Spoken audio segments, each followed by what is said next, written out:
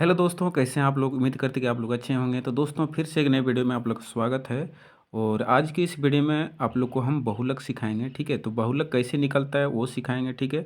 तो इस प्रकार से जो टेबल दिया रहता है, इस टेबल में से कैसे हम लोग निकालेंगे, ठीक है। तो सबसे पहले बहुलक का जो फॉर्मूला है सभी को आना चाहिए, ठीक है। तो अभी हम इसका फॉर्मूला हम बताते हैं आप लोग को कैसे होता है। सो ठीक है, यहाँ पे देख सकते हैं बहुलक बराबर होता है एल प्लस ब्रैकेट के अंदर F1 माइनस F0, ठीक है।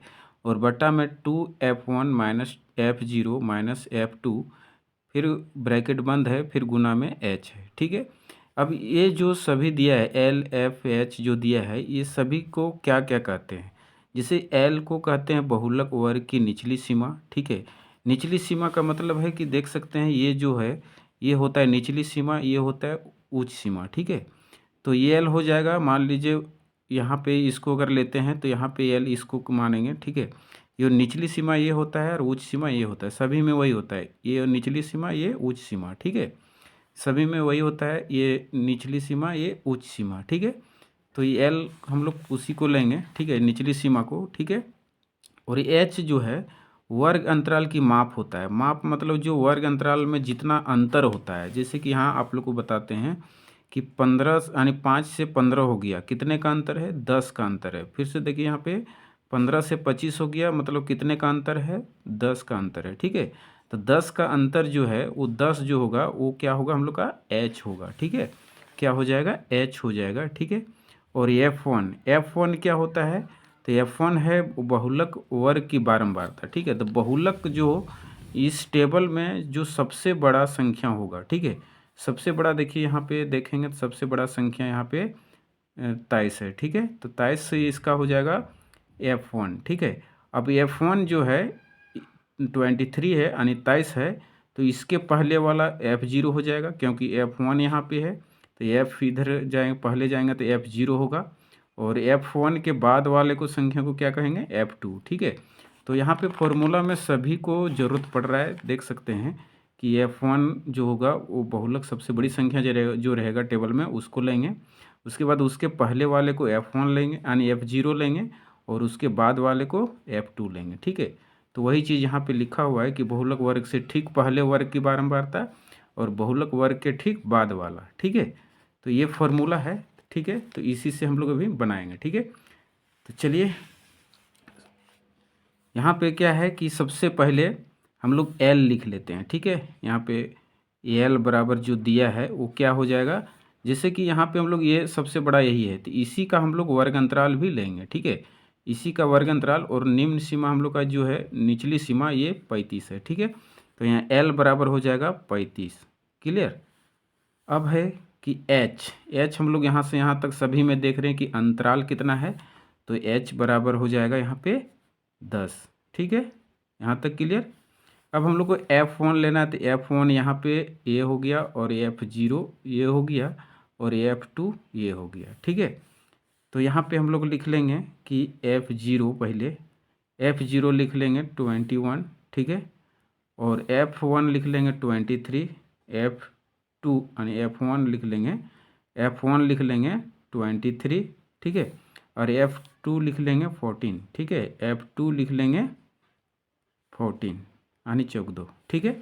अब इसका फॉर्मूला हम लोग लिख लेते हैं, ठीक है। फॉर्मूला पहले लिख लेते हैं, क्या होता है उसको लिख के डायरेक्ट बनाते हैं। जैसे बहुलक बराबर जो होता है वो लिख लीजिए। बहुलक बहुलक बराबर होता है एल, फिर प्लस होता है, और ब्रैकेट में यहाँ पे F1 होता है, माइनस F0 होता है, ठीक है। और यहाँ पे पूरे में ब्रैकेट होता है यानी बट्टा होता है पूरे में, तो F1 होता है, माइनस F0 है, और माइनस F2 है, ठीक है। और यहाँ पे पूरे में ब्रैकेट है, गुना फिर H है। अब इस फॉर्मूले पे हम यहाँ पे जितने सारे वैल्यू हम लोग उतारे हैं उसको हम लोग क्या करेंगे? यहाँ पे बैठा देंगे, ठीक है। तो देखिए एल का वैल्यू हम लोग कितना लिए हैं? 35। तो यहाँ पे 35 ले लीजिए, ठीक है। प्लस यहाँ पे फिर से लिखिए F1 कितना है? तो F1 23 है, तो 23 लिखिए। माइनस F0 कितना है? तो 21 है, तो 21 लिखिए, ठीक है। उसके बाद यहाँ पे 2 और एफ गुना में है तो यहाँ पे F1 गुना में, तो F1 कितना है, तो यहाँ पे 23 है, ठीक है। फिर माइनस है, ठीक है, माइनस है F0, तो F0 फिर 21 है, ठीक है। फिर माइनस F2 कितना है, तो 14 है, तो यहाँ 14 लिखिए। क्लियर। अब यहाँ पे क्या है, H का मान कितना लिखे हम लोग 10, तो यहाँ पे 10 लिख दीजिए, ठीक है, गुना में। यहाँ तक सभी को क्लियर हो गया होगा। चलिए अब इसको हल कैसे करना है वो देखना है। सबसे पहले इसका ब्रैकेट के अंदर वाला सभी को हल कर लेंगे हम लोग, ठीक है। तो यहाँ पे ब्रैकेट के अंदर वाला मान लीजिए ये 23 में 21 जाएगा तो कितना बचेगा, तो सभी को पता होगा कि 2 बचेगा, ठीक है। कि 23 में 21 चल गया तो 2 बचेगा। अब इसको कैसे हल करेंगे इसको, ठीक है।